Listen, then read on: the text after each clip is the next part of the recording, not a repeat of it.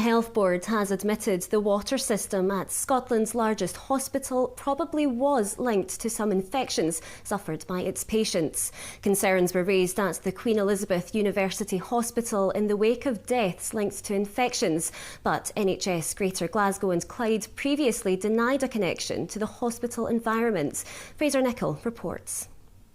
Andrew Slorins was a father of 5 from Edinburgh. He was admitted to the Queen Elizabeth in December 2020 for a stem cell transplant for mantle cell lymphoma, but tested positive for COVID-19 in hospital and died 6 weeks later.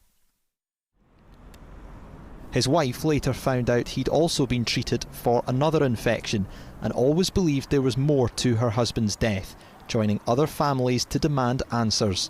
Today, the first admission of a probable link between the infections in some patients and the hospital environment. It is welcome that we are not being totally disbelieved anymore. However, there is a long way to go until everything can be accepted and action can be taken that will prevent this happening to patients in the future. By the time of Andrew's death, questions were already being raised at the Queen Elizabeth. These included over the death of 10-year-old Millie Main, who died from an infection in 2017 while being treated for leukaemia at the Royal Children's Hospital. A public inquiry was established in 2020 to examine the design and construction of both buildings.